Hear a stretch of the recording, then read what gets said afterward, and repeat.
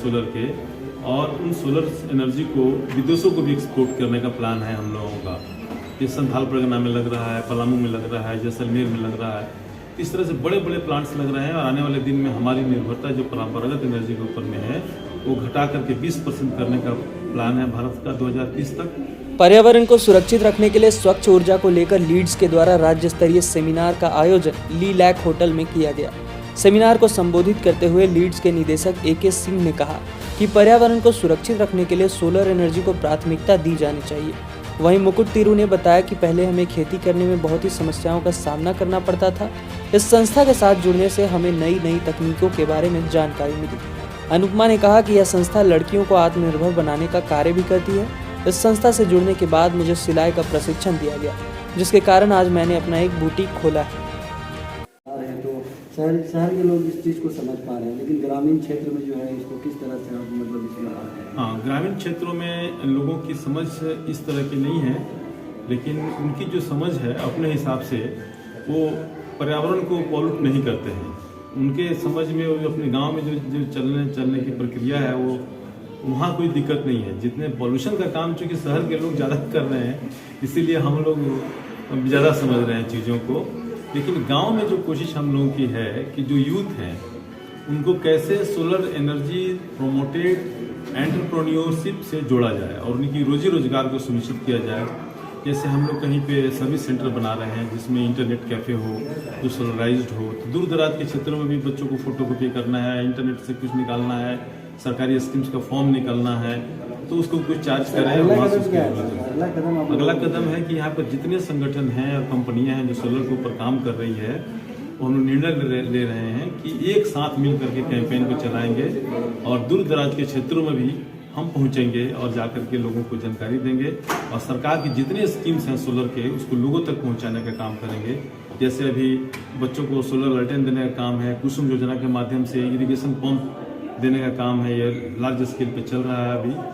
तो उसमें हम लोग सही ढंग से उसका क्रियान्वयन हो, उसमें कोई गाफिलती नहीं हो, इसकी हम लोग कोशिश कर रहे हैं। सर, सोलर एनर्जी जानते सब हैं, लेकिन वो जो वर्ल्ड वाइड लेवल पे एक्सेप्टेंस होनी चाहिए सोलर एनर्जी को लेकर के वो है नहीं। तो क्या आने वाले टाइम में आप लोग को कोई अभियान ऐसा चलाने जा रहे हैं ताकि पीपल और इसको एक्सेप्टेंस करे कि नहीं ये ज़्यादा इम्पोर्टेंट है? हाँ, ये देखिए आपने बहुत अच्छा सवाल किया। पिछले 5 साल का डाटा देखें तो हम लोग 6-7% सोलराइज था हम लोगों का सिस्टम, पूरा सोलर पे डिपेंडेंसी थी। आज कम से कम 27-28% बढ़ गई है पिछले 7-8 सालों में। और जो अभी सोलर के और उन सोलर एनर्जी को विदेशों को भी एक्सपोर्ट करने का प्लान है हम लोगों का। ये संथाल परगना में लग रहा है, पलामू में लग रहा है, जैसलमेर में लग रहा है।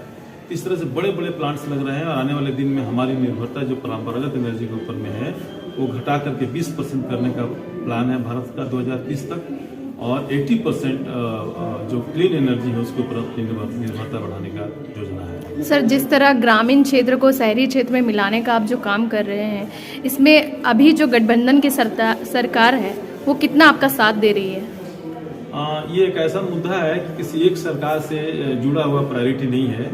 क्लीन एनर्जी राज्य सरकार की प्रायोरिटी है, भारत सरकार की प्रायोरिटी है, और इसमें सबको लाभ ही लाभ है, नुकसान किसी को कुछ भी नहीं है। तो इसीलिए कहीं पर कोई दिक्कत नहीं हो रही है। अभी कोरोना के कारण थोड़ा स्पीड कम था, लेकिन कोरोना जैसे ही हुआ ये खत्म हुआ है। अभी कुसुम योजना का क्रियान्वयन जो भारत सरकार कर रही है झारखंड में, वो काफ़ी लार्ज स्केल में अलग अलग जिलों में चल रहा है। और जो बच्चों को लालटेन देने का काम है, कहीं पे हम लोग भी दे रहे हैं अपने माध्यम से, कहीं सरकार की जो स्कीम उसको जोड़ रहे हैं। कुछ नए इनोवेटिव काम कर रहे हैं ताकि आने वाले दिनों में सरकार को हम लोग अपने साथ जोड़ सकें कि लाइवलीहुड के एक अल्टरनेटिव सोर्स भी है ये। ठीक है सर। अनुपमा है और मैं एक बुटीक चलाती हूँ और ट्रेनिंग सेंटर है मेरा, और लड़की लोग को ट्रेनिंग देती हूँ और जिसमें ट्राइबल ड्रेस थीम पे काम किया जाता है, जैसे वारली, सोहराई और तरह तरह का ड्रेस बना के एग्जीबिशन लगाया जाता है। तो लीड संस्था के जैसे गांव में विजिट करने जाते हैं कुछ इन्फॉर्मेशन देने के लिए, तो ऐसे ही अजैसा सालनी मैडम हम लोग यहाँ गाँव में गए थे, तो उससे हम लोग को पता चला कि NGO है जो लड़कियों के लिए भी काम करती है। तो उन्होंने बताया हमें कि आप जैसे जो भी प्रोडक्ट हम लोग बना रहे थे उसके लिए हमको मार्केट नहीं मिलता था कि हम उसको कहाँ सेल करें, कहाँ पे विजिट लगाएं।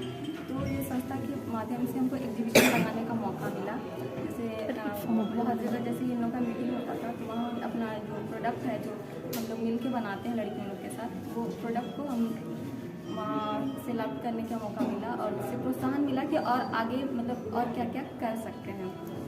अपना परिचय दे दीजिएगा मैम। मेरा नाम अनुपमा कश्यप है और मैं सोनपुर की निवासी हूँ। जिसे सोलर सिस्टम का जानकारी नहीं था तो लीड्स ने सोलर प्रशिक्षण दिया और इसके तहत ट्रेनिंग का जानकारी मिला। उसके बाद कुसुम योजना से एक सोलर पंप मिला है जो उसे खेती बाड़ी करते हैं। और उसके अलावा मेरा पॉली हाउस है और उस पॉली हाउस में हम पॉली हाउस जो छोटा छोटा गाछी होता है उसको पटाने का काम करते हैं।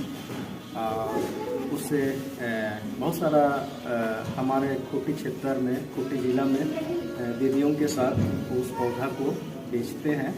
और हमारे बगल में रांची पड़ता है कुछ क्षेत्र, उसके बाद गुमला, वहाँ से भी किसान भाई लोग गाछी ले जाते हैं। सर जैसे क्षेत्र है, देहात का क्षेत्र है, इस तरह से लोगों को इसके बारे में आप जानकारी दे रहे हैं। जो कोई भी आते हैं मेरा पॉली हाउस जगह वहाँ, और उस जगह पर ही मेरा सोलर आधारित सिंचाई पंप लगा हुआ है, उसको देखते हैं। और नया तरीका से जो मिट्टी रहित गाछी करते हैं पॉली हाउस में, उसको देख करके पूछते हैं कि इस गाछी से बहुत ज़्यादा माने अच्छा फायदा हो सकता है बोल करके हम उन लोगों को बताते हैं। लीड्स के तहत आपको ट्रेनिंग दिया गया। हाँ, अब आपको कैसा महसूस हो रहा है? अच्छा मतलब पहले की अपेक्षा कितना आपको सफलता मिली है? पहले जैसे आप लोग बहुत ज़्यादा संघर्ष करते थे और लीड संस्था के बाद जुड़ने के बाद, आपको ट्रेनिंग मिलने के बाद किस तरह का मोटिवेशन मिल रहा है, किस तरह का आपको जानकारी मिल रही है और आगे आप कैसे बढ़ रहे हैं, इसके बारे में बताइए। जैसे खेती के क्षेत्र में संस्था के द्वारा ट्रेनिंग पहले क्या था और अभी संस्था पे जुड़ने के साथ क्या है आपका? हाँ, पहले तो जानकारी नहीं हो पाता था, कहे कि किसी से माने संपर्क नहीं बन पाता था, पॉली हाउस भी नहीं था और सोलर सिस्टम भी नहीं था और कोई ऐसे जानकारी नहीं था। जब वो सब आ गया तो उसको देख करके किसान दीदी दादा लोग आ जाते हैं, देखें कि नया चीज़ है, या तो बिना मिट्टी का है गाछी, उसको देख करके प्रभावित होते हैं कि बिना मिट्टी में भी माने